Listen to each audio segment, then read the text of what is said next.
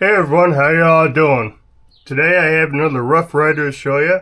This is the Rough Rider Black Appaloosa 30th Anniversary Spade Shield Easy Open Lockback. Model RR2482. This is the latest release for the Black Appaloosa series, and it is pretty cool. Before we get into it, check the box out. Regular standard box for this series. Got Rough Rider spelled with an I, Spades, Black Appaloosa. Got a Spade back there. In the background you got playing cards. This side you have the 30 Rough Rider, always high quality handmade. The diamond here. This is the Tang stamp minus the wording. So Tang stamp on these are kind of hard to show on camera. They don't stand out that well, but you have the diamond with a 30 and Rough Rider for the Tang stamp. Bottom, you got the cancer reproductive harm warning for California. China right there. Rough Riders are made in China. This side you have roughriderknives.com. Right here is the model number again, RR2482. Magnetic flap. Open it up. Got back-to-back double R, Rough Rider. Got your foam cut out. Knife came in a little plastic bag, stuffed right in there just like that. So, very nice box as usual for Rough Rider. And yes, check this thing out. It's pretty nice. It's a larger knife. Go over the dimensions real fast. Handle is 4.53 inches closed. I measured it with my verniers. I think it's listed as 4.5 on the listing, but I get 4.53. Thickness of it, it's not very thick. Up here at the bolster is 0.44 inches. Down here on the bottom, a little thicker, I get 0.47. Not very, fairly thin. Very long knife. The blade, let's check the blade out. I don't know, they don't really call out what the blade shape is. It's like a long pen knife. Drop point, spear point, you can call it whatever you want. But the blade is 3.66 inches long. Check it out. Handle, I got plenty of room on that handle. That blade just reaches out there. Blade stock back here is 0.10, so fairly thin blade. It is a hollow ground. Mirror polish finish on this. Fingerprint magnet. Right there's the Tang stamp, which I'm sure you might be able to see it. It's basically this, without the always high quality handmade. That's the Tang stamp.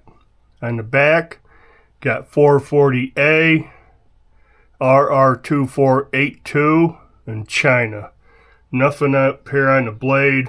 Now the blade, I like the blade shape. But this has the double nail nicks again. I do not like that along with the swedge. But you have a long match strike pole and a match strike nail nick. Then you have this deep swedge up here. I've said it before. My preference, I don't like the double nail nicks. It's too much going on. Why have two nail nicks on it when it's an easy open? You can easily pinch it and open it. That is what that cutout is for. The swedge doesn't even affect your pinching it. There's plenty of blade height here to pinch, so totally unneeded. I'm not going to harp on that though. It's not a deal breaker for me. I still bought it. I still like it. Now overall, I didn't write down the overall length. Let's get my ruler out. Like I said, it's not a short knife. It is, wow, I call that 8 3/16 overall length.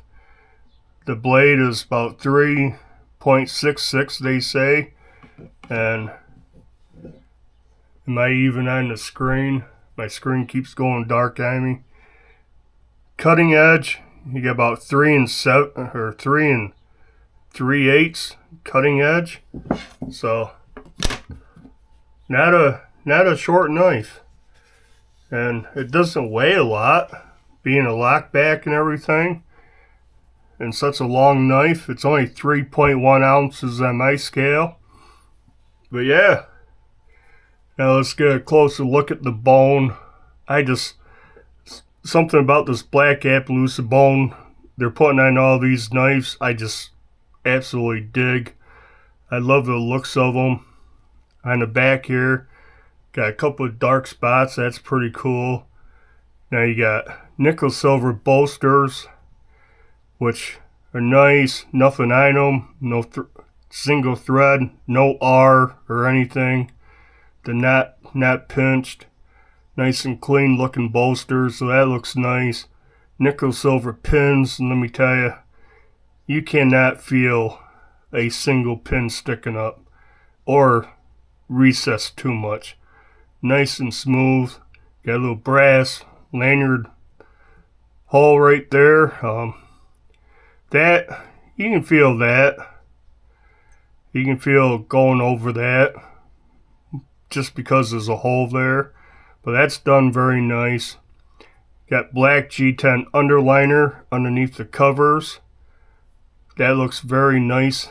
Both sides all the way around. Transitions from the bolsters to the covers. Just nice. Nice and flush.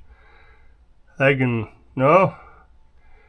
don't feel anything until you hit that thread. So they are nice.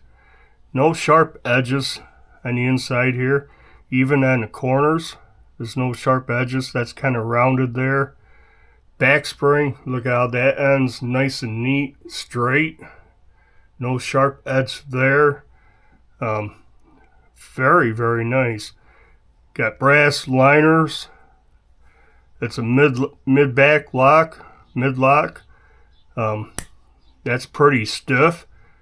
You have to push on that fairly hard to release it, but snaps closed pretty nice. Pull, it's a lockback. Pull, I give this maybe a 4. It's not super heavy, but you got a lot of leverage here. That's quite a distance from the pivot to where you're pulling it. No half stop. Snaps open.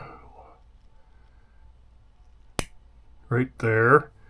Lockup is solid. There's no side to side. No lock rock right there. That is a solid lockup. Like I said, it's pretty heavy. That's a pretty short span right there. But man, you really have to push to close it. Easy though. Got plenty of room to push it down in. Gapping on the back. Down here from the back lock all the way around is pretty nice. Hold it up to the light. Let me double check.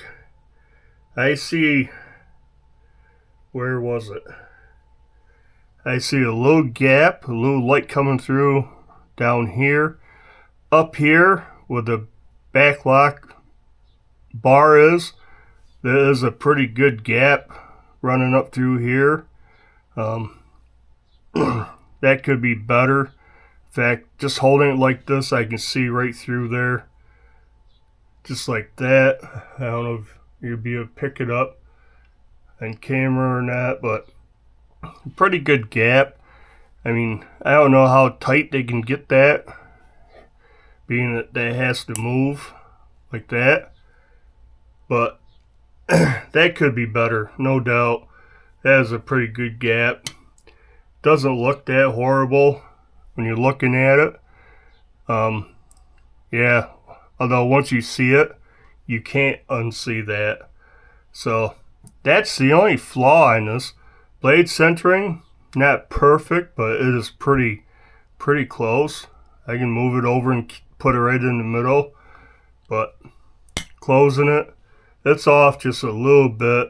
Definitely not hitting anything, so that is good. Now I did notice the Spade shield, that's nickel silver also, if I didn't mention that. That has some scratches on it right out of the box, and a couple scratches maybe up here on the bolster, or scuffs I guess, but that's it. Got a little gapping back here. The shield is scuffed a little bit. I don't know if I can show that or not, but probably could polish that out if I wanted to. Other than that, pretty nice. This thing was how much? Let me find my notes again. This one was a little more expensive one, $21.99 at Smoky Mountain Knife Works. So just under $22 for this. I don't think it's too bad.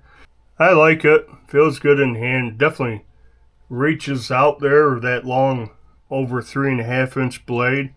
Did I write down anything else? I do not like the double nail nicks. I touched on that. Gap along the lock bar. Spade shield has scratches. Blade centering right down the middle, more or less. It's very close. Lockup is solid. Transitions are all smooth. Back spring here, when it's open, is perfectly flush, flat all the way down through. When it's closed, the lock bar sticks up a little bit, so there's a little bit of stepping. But down here, that is perfectly nice and smooth. Feels very nice. Like I said, the end of that spring, back spring there is nice, straight across.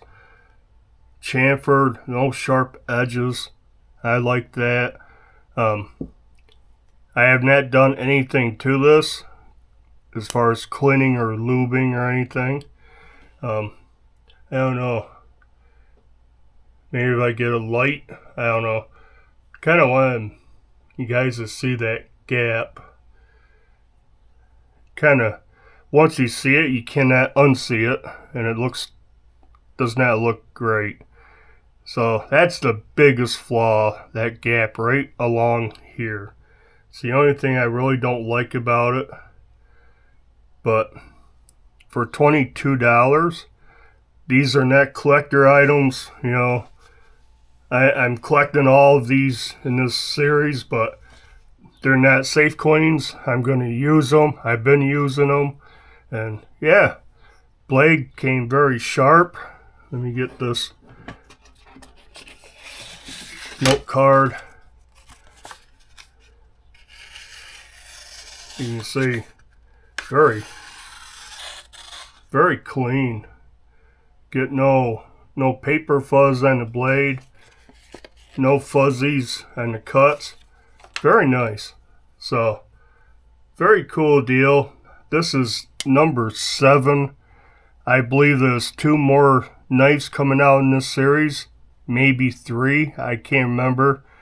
There's either 9 or 10 of them, and this was the 7th release. And I've been waiting for this one for a while, since I saw a picture of all the knives. Now, the picture I saw did not have double nail nicks, but it is what it is.